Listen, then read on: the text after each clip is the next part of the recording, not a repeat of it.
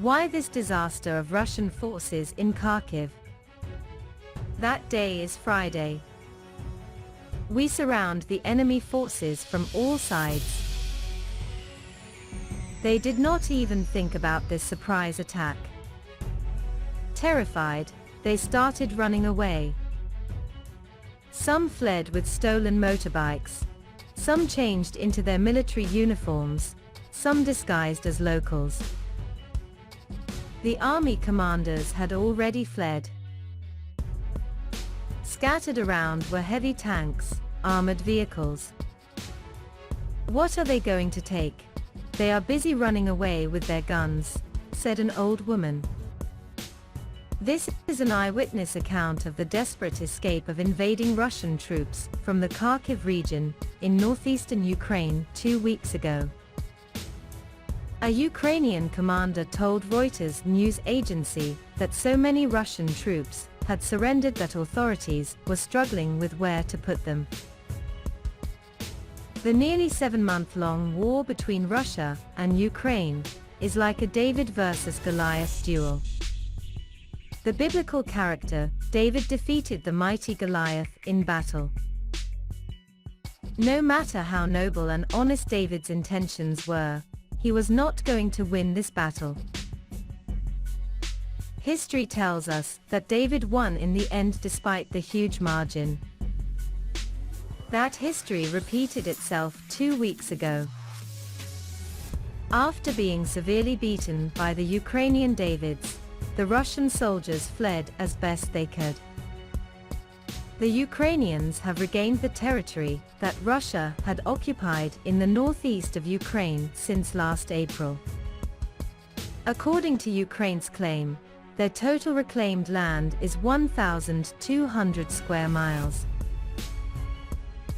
Onyx, a Netherlands-based military and intelligence website, has provided a list of the amount of weapons and armored fleets that Russia has left behind in this confrontation. Although not officially acknowledged by Moscow, the major disaster in Kharkiv is no longer a secret. A commentator on Russian television said with furrowed brows, almost tearing his hair out, that the Kashmir, that is, the apocalypse, has happened.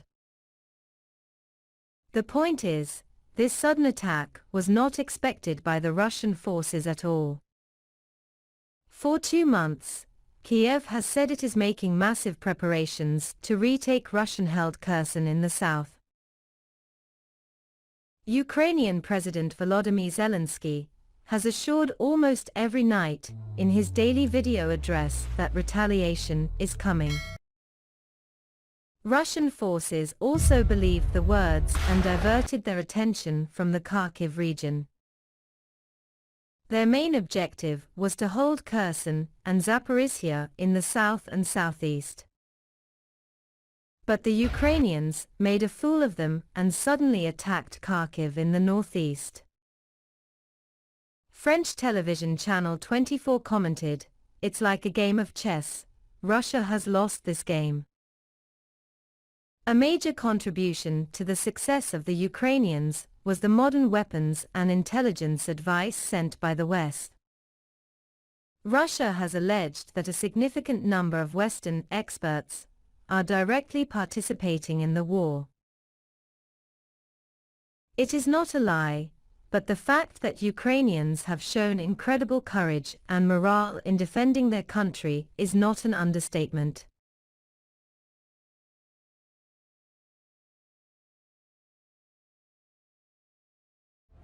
The Ukrainian army, by contrast, has more tanks now than it did before the current counteroffensives, as it has captured more Russian tanks than it has lost tanks of its own.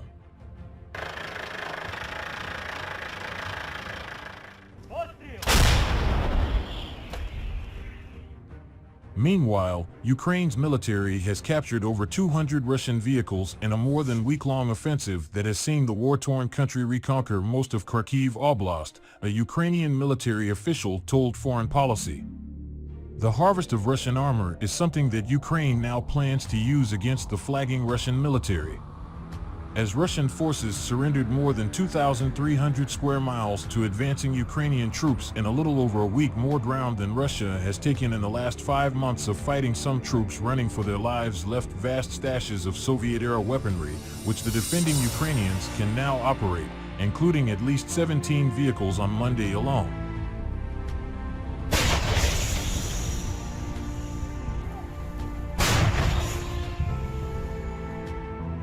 Open-source tracker Oryx found that the captured Russian equipment varied from BMP-2 amphibious infantry fighting vehicles to scores of tanks, including T-80 variant tanks that date back to the 1980s, which experts pegged at about half of the combat-ready inventory.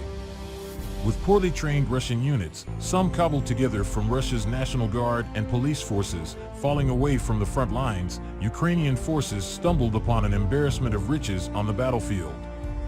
They just left their tanks, artillery, special equipment, a lot of armor, and were just trying to save their lives, a Ukrainian military official told Foreign Policy, speaking on condition of anonymity to provide an update on ongoing military operations. They will be used against Russia.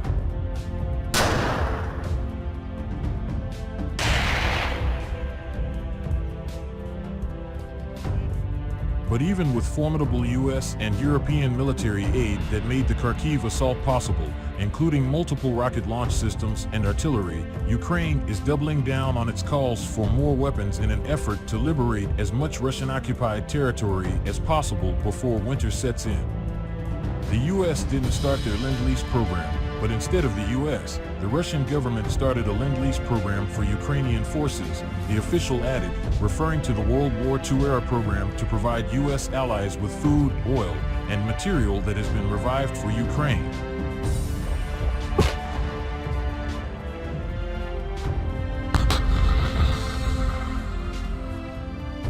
The losses of equipment, vehicles, and troops from the Ukrainian surge in the last week have also left some Russian units in tatters.